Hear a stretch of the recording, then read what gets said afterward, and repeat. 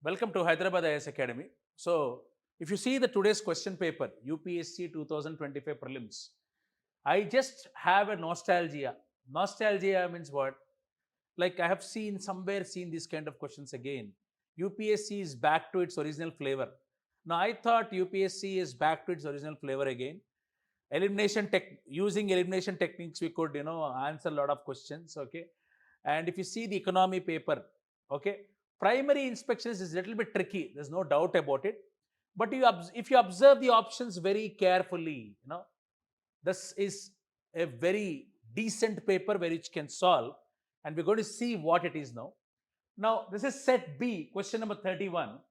With reference to investments, consider the following: bonds. Second one is hedge funds, stocks, venture capital. How many of the above are treated as alternative investment funds? First of all, when you come to alternative investment funds, there are certain kinds of funds.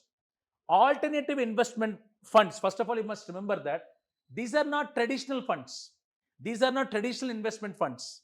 These are, secondary, or you can say a tertiary kind of thing. This is a very different kind of funds. That's why the primary thing, bonds, okay? If you take bonds, if you take stocks, and if you take cash also, these three don't come under alternative investment fund. These don't come under alternative investment fund. So straight away, these traditional things can be eliminated, and we are left with only two options. Only one, only two. Okay. Now, if you go back, what constitutes of alternative investment funds? The first one would be venture capital fund. Venture capital fund. All of you understand what venture capital is. It's a very professional kind of investment based on your business proposal and your business model and how well it is going to generate profits. And then you have angel funds. Then you have infrastructure funds. Then you have social venture funds. Then you have hedge funds. Then you have private equity fund also. Again, you can see hedge fund is also involved. So we can straight go for only two as the option here. Now, most important inspection is that in alternative investment fund, there is no bonds, stocks and cash. That's a traditional kind of investment. So our first two we can eliminate it immediately. And of course, if you see what comes under AIF, if you see what comes under AIF here, if you see, one second. If you see what comes under AIF, first one is hedge funds, okay. Then you have venture capital funds, okay. Then you have venture capital funds, of course.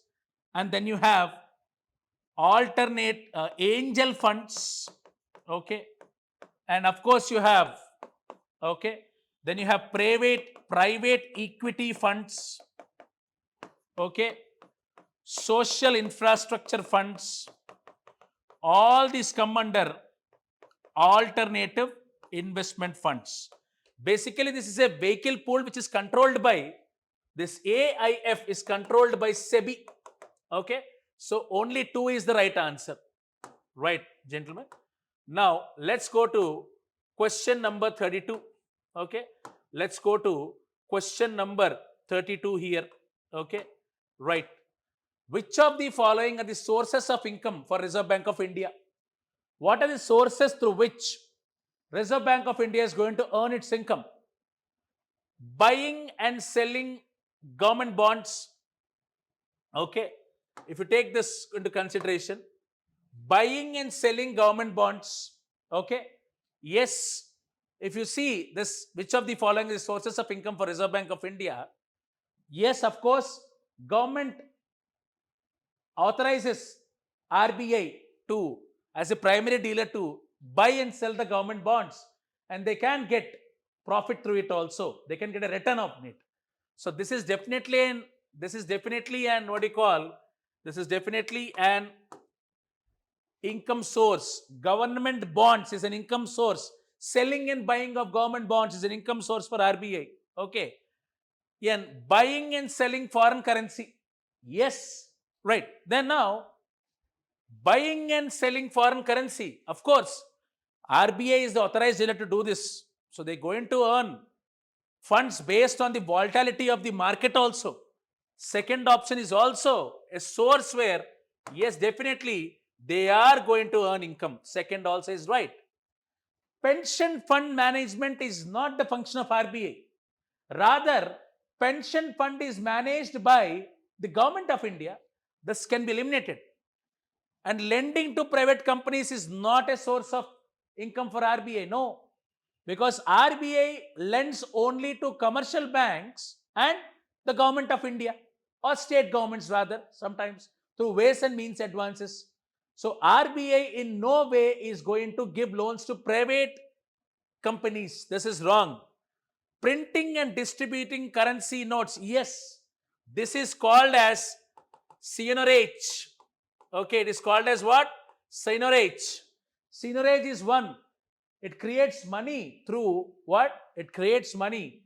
It creates profits through printing of currency notes and also coins also. So this is correct. So answer here is 1, 2 and 5, which is absolutely the correct answer. Okay. Now then, let's see question number 33. So 32 is D. 33. With reference to Government of India, consider the following information. Now, if I remember this particular question, I have, mentioned it infinite times in the class. Okay. Very, very important question, this one. Okay. I told plenty of times in class also, Enforcement Directorate deals only with 3 laws. One is, of course, which is given, Fugitive Economic Offenders Act 2018, number 1. Number 2 is PMLA Act. Number 2 is PMLA Act 2002. Number 3 is, yes, FEMA Act 1999. So, entire Enforcement Directorate operates on these 3 laws. Now, many people have a misconception that Enforcement Directorate comes under Ministry of Home Affairs, which is not, and this is the weakness which UPSC question paper setter has also used, and he has given Ministry of Home Affairs, which is absolutely wrong. Okay. ED, Enforcement Directorate, comes under Ministry of Finance, which is headed by our Honorable Finance Minister Nirmala Sitharaman, and Department of Revenue is the one which handles it. So the first one can be eliminated. Next is DRI, which is a very frequent term in customs. Okay. And this Directorate of Revenue Intelligence operates on Customs Act 1962, which is absolutely correct. And this customs comes under what? CBIC, which is Central Board of Indirect Taxes and Customs. Earlier, before the GST came on 1st July 2017, this department used to be known as CBEC, which is Central Board of Excise and Customs. Now, since excise has been scrapped in most of the things, there are few products like alcohol and petroleum where excise is still there, excise duty is still there. But most of the products come under GST. This board has been renamed to Central Board of Indirect Taxes and Customs. Yes, Central Board of Indirect Taxes and Customs and Income Tax, Direct Taxes Wing come under Department of Revenue, Ministry of Finance only. This is correct. Next one is, again, Directorate General of Systems and Data Management, which is again a part of Central Board of Indirect Taxes and Customs. And what does it do? It generally creates interface between taxpayers and the department, number 1. It also creates analytical data so as to, assist officers for a better policy, transparent policy, and also to nab the tax evaders. It is absolutely correct. And since I told you, this DG systems and data management is also under CBIC. CBIC comes under Department of Revenue, which is under Ministry of Finance. This is also absolutely correct. So only 2 is the right answer. As I said, UPSC has smartly played it because most of people make a mistake. Most of people think that Enforcement Directorate is a law enforcement agency. Maybe it is handled by a very powerful ministry like Ministry of Home Affairs. This weakness has been well cached. It is not under Ministry of Home Affairs. This is also under Department of Revenue, Ministry of Finance. Okay. Now let's come to this. Question number 34, which is there. Okay. Right. 34, question number, if you see,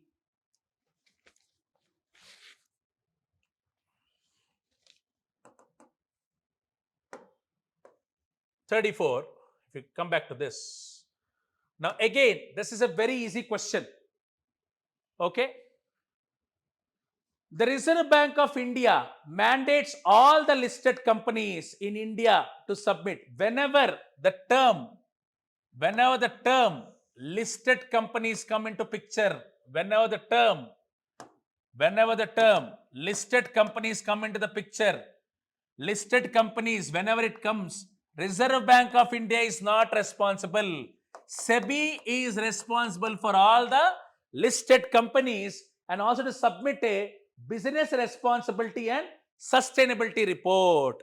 And this business responsibility and sustainability report is not controlled by RBI, rather it is controlled by SEBI. Okay, SEBI Act 1992, which is a statutory act of Parliament. And what is the function of this business responsibility and sustainability report? This does not talk about financial transactions. This talks about non-financial things like corporate social responsibility, environmental responsibility, and also ethical responsibility. Okay, so this too is correct. In India, companies submitting a BRSR makes disclosures and report that are largely non-financial in nature. Absolutely correct. So we can go with 2 only as the option. Yes. Let's go to the next question now, 35, which is another very important question. Okay, right. 35, fifth question, which is a very important thing again. Okay, right. 35. In India, income from agricultural activities like poultry farming and wool rearing in rural areas is exempt from any tax. Now remember one thing very carefully, sir. Very important point. Only agricultural income, purely agricultural income sources only are exempt from income tax under Section 10(1), under Section 10(1) of Income Tax Act. Only pure agricultural activities, under Section 10(1) of Income Tax, IT Act 1961 is exempt, and in no way only pure agricultural activities, only pure agricultural. So when you look at this, when you look at only pure agricultural activities, this is not coming. Allied agricultural activities are not pure agricultural activities. So statement 1 is absolutely wrong. Okay.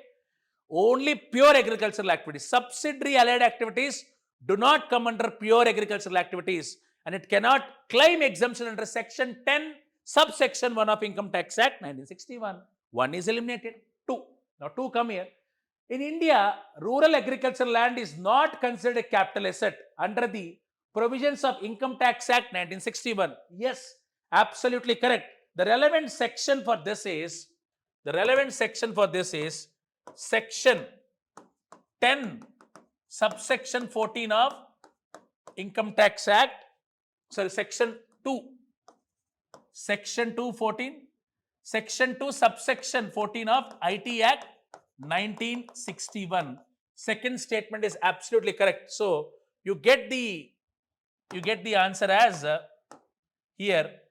Statement 1 is not correct. This is the answer. But statement 2 is correct. Okay, right. Next question, 36th one, which is a very important question again. Which India has joined the Minerals Security Partnership as a member. This is correct. India joined it in the month of June 2023. Second one, India is a resource-rich country in all the 30 critical minerals. There is a word all. This is an extreme statement.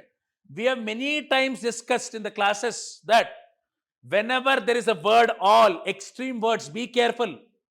And India, in fact, imports minerals like lithium, cobalt, nickel, okay, from abroad. So, India is not rich. This is not resource rich country.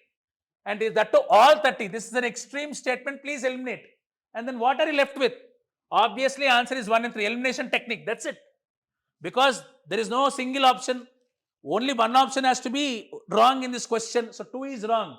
And Parliament in 2023 has amended Mines and Minerals Development and Regulation Act 1957, empowering the central government to exclusively auction mining lease and composite license for certain critical minerals.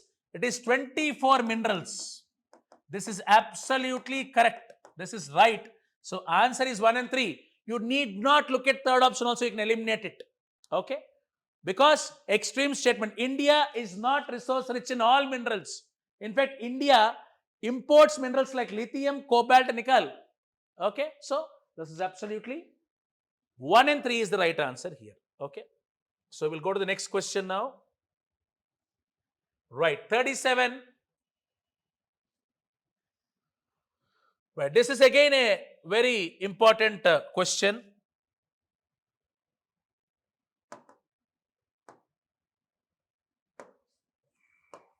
Okay. Right. See, this question also I have been repeating since my July-August classes. That in a company, what is the difference between bond holders and stockholders? Bond holders are like, if you go to very basic, you are giving a loan to someone and you are charging interest for that. You are not owning that institution or a company. Whereas a stockholder is investing in that company as a shareholder and he owns the stake in the company. So whenever a company is wind up or when a company is in a financial trouble, then the first rescue would be done. The first money would be paid out to whom? First, the financial transactions would be paid out to the bondholders, because these companies are liable to bondholders to pay the money. Whereas if there is any loss, the stockholders or the shareholders will take the blame, or rather the loss or the responsibility for it. So if you look at his statement, as regards returns from an investment in a company, generally bondholders are considered to be relatively at a lower risk than stockholders. Absolutely correct statement. Yes, absolutely correct statement. This is 100% correct. Yes, statement 1 is absolutely correct. Yes, bondholders are considered to be at a very low risk when compared to stockholders, because I told you, in an event of a losses in a company or winding up of a company, first the bondholders needed to be paid. Okay, then the losses would be taken or it will be absorbed by these shareholders or stockholders. Bondholders are lenders to a company, whereas stockholders are its owners. Yes, this is what I told you. This is what I'm telling you. Bondholders are just lenders, and stockholders or shareholders are the owners of the company. Correct. For repayment purpose, bondholders are prioritized over stockholders by a company. Yes, this is what I'm telling you, Kada. From a long time I'm telling you this. In case of a repayment purpose, bondholders are prioritized. They are given first priority than stockholders. And now, if you come to the options which are there here, which one of the following is correct in respect of above statement? See, first of all 3 are correct statements here, but you have to see how it explains. Both statement 2 and 3 are correct, and both of them explain statement 1. This is correct, sir. Yes. Okay. Both 1 and 2 are correct, and statement 1 explains. No. Statement 1, which says that statement 1 which says, as regards returns from investment in a company, generally bondholders are considered to be relatively at a lower risk than stockholders. Option A is the right answer. Absolutely, option A is the right answer. Okay, so this is absolutely correct. Okay, because statement 2 and 3 are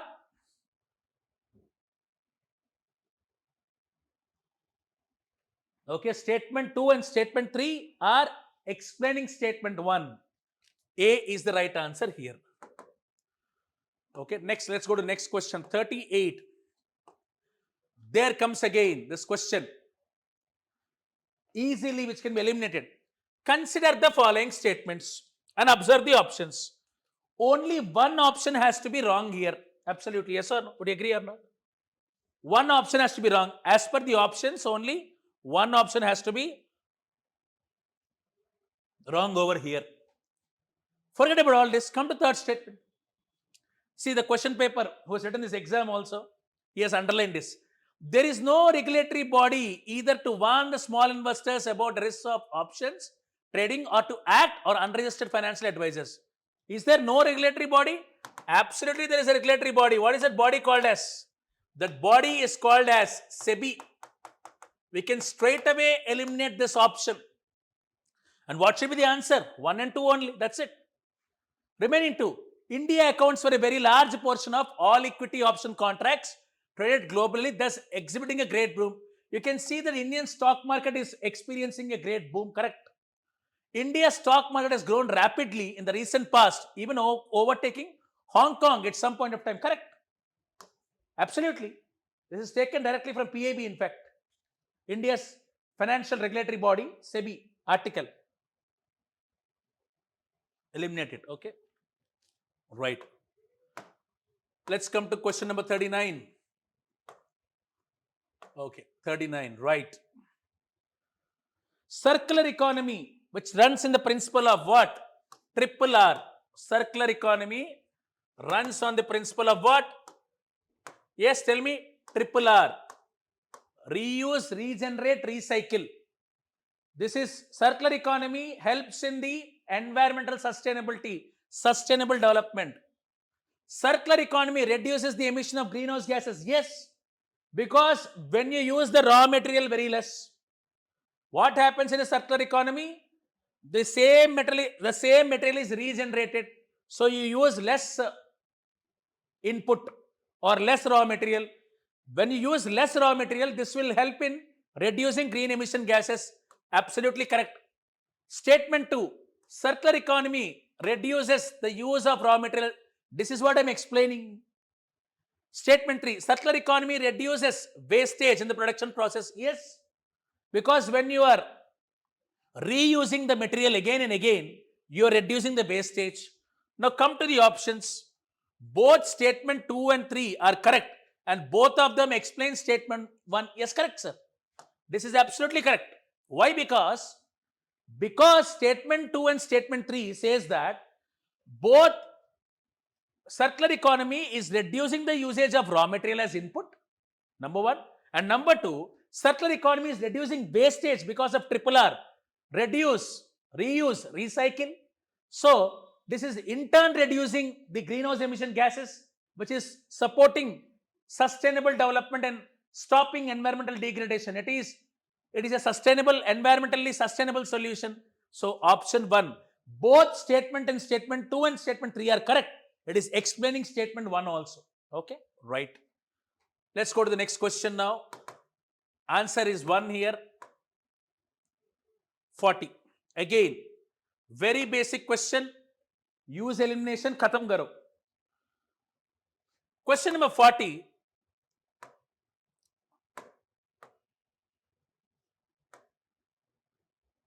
Question number 40. Come to. Again, 1 and 2, 1 and 3, 1 and 3, 1, 2 and 3 only. Okay. Capital receipts create a liability or cause a reduction in assets of government. Correct. No doubt. Borrowings and disinvestment are capital receipts. Yes. Whenever you borrow a money from someone, that is classified under capital receipts as a loan, you are creating a liability. When you are disinvesting a company, you are reducing your assets. This definition is matching with this. This is correct. Remember one thing always. Whenever you are taking a loan from some source and government is paying interest on it, when government is taking a loan, then government is paying interest on it also. That interest always comes not under interest. Remember this. Interest does not come under capital budget. Wrong. Interest would never come under capital budget. Interest would always come under what? Tell me. Interest would always come under revenue budget. If government is repaying a loan to some foreign source, let us say, whatever interest they pay comes under revenue expenditure. And if government is giving a loan to someone and let's say the borrower is repaying to the government with interest, that interest comes under what? Non-tax revenue income, non-tax income, that is. So, interest received by on loans creates a liability. No. Whenever there is no interest is not involved in capital budget. Whenever interest is not involved in capital budget, then there is no question of liability creation over here. So we can eliminate it. Interest comes under revenue budget. Whenever there is a revenue budget in picture, whenever you talk about revenue budget, there is no revenue budget, there is no question of what? Capital. That is nothing but there is no question of assets or liabilities. There is no questions of assets or liabilities. Okay. So answer is 1 and 2 only. In capital budget only there is a question of asset and liability. Whereas in this revenue budget there is no question of asset and liability. So interest comes under revenue budget. So there is no question of liability. Right. Next. We'll go to 71 now. I'm covering which are very important questions from economic point of view. Right. So there's an option of move here. Right. Okay. Right. This is many a times I've discussed this particular question in class also. Right. So suppose the revenue. Suppose the revenue expenditure is rupees 80,000 crores and the revenue receipts of the government are rupees 60,000 crores. So first of all, if you see revenue deficit, first question is equals to revenue expenditure minus revenue receipts, which is 80,000 minus 60,000, which comes down to 20,000 crores. So revenue deficit is correct. Next he says government budget also shows borrowings of rupees 10,000 crores. Always remember one thing, government borrowing, which is a debt creating receipt, always is equals to fiscal deficit. So whenever government budget is showing borrowings of 10,000 crores, this borrowing is nothing but this 10,000 crores is nothing but fiscal deficit. This is correct. Fiscal deficit is rupees 10,000 crores. And the third is, and he's saying, an interest payments is of 6,000 crores. Remember one thing, primary deficit is equals to fiscal deficit minus interest payments. This is the basic definition of primary deficit. Fiscal deficit minus interest payments, which comes down to 10,000 minus 6,000 crores, which is 4,000 crores. Always remember one thing, debt creating capital receipts is your fiscal deficit. Whatever government is taking debt as a loan or borrowing from all the sources, it is nothing but fiscal deficit. But when you talk about primary deficit, you got to subtract what? Interest payments from fiscal deficit. So that's why it's 4,000 crores. And this is also correct. All 1, 2 and 3 are absolutely correct over here. Okay. Right. Now let's go to the next question again.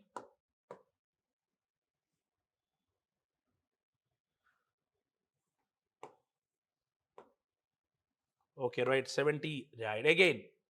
Again, the same question has come here. Again, See here.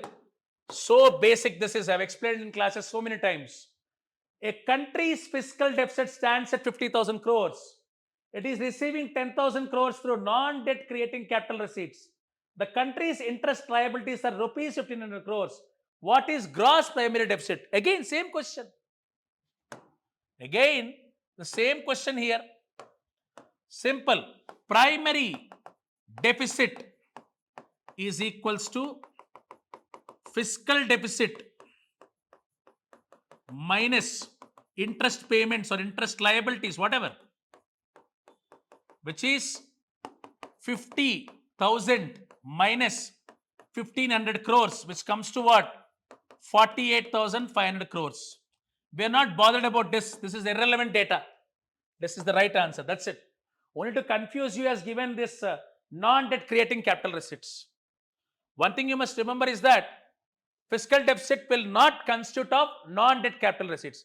Fiscal deficit will always exclude non-debt capital receipts.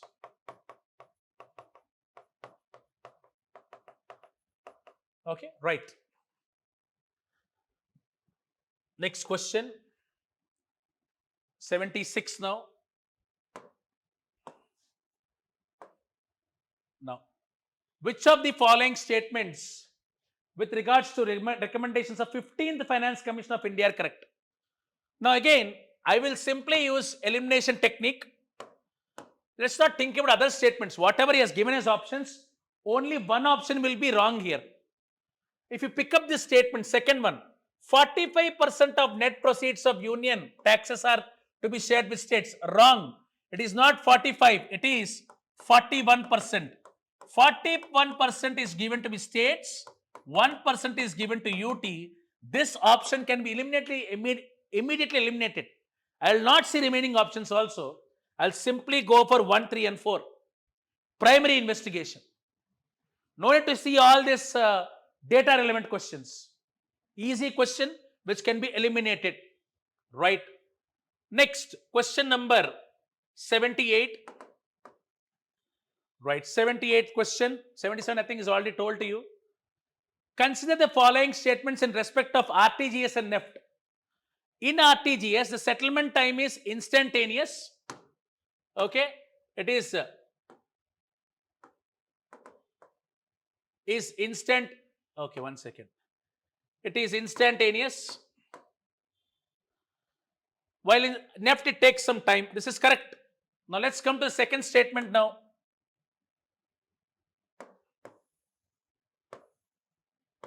In RTGS, customer is charged for inward transactions. Absolutely wrong. It is absolutely wrong. Customer is not charged for RTGS or NEFT. Operating hours for RTGS are restricted on certain days. This is also wrong. RTGS, NEFT, both are available 24/7, 365 days. These two statements are wrong. Only one only is the correct answer. Okay. Now, next one we're going to see is 79th question. Let's go to 79. Consider the following countries. Okay. United Arab Emirates, France, Germany, Singapore, Bangladesh. How many countries among the above are other than India where international merchant payments are accepted under UPI? Who is using our Indian UPI is a question. Now, if you look at the options here, there are 7 countries which uses UPI. The 7 countries are UAE, okay, France, Singapore, okay, Sri Lanka, okay, then you have Bhutan, okay, Mauritius, and the last one is Nepal. You see all that, this is according to PIB. Most of the questions are given from PIB this time, source. So if you see out of the 7, United Arab Emirates is there, France is there, Singapore is there, Germany and Bangladesh is not there. So only 3 is the right option. Okay. Right. Next question. The last one for economy, 80. PM Suryagar Yojana, again, straightly picked up from PIB again. Consider the following statements about PM Surya Ghar Muft Bijli Yojana, where you can take 300 units of free electricity. Consider targets installation of 1 crore solar rooftop panels in the residential sector. Absolutely correct. The Ministry of New and Renewable Energy aims to impart training installation, operation, maintenance and repairs of solar rooftop systems at grassroots levels. Correct. It aims to create more than 3 lakh skilled manpower through fresh skilling and upskilling under scheme component of capacity building. All three are correct. All three. Okay. This is directly taken from PIB. Okay. Thank you.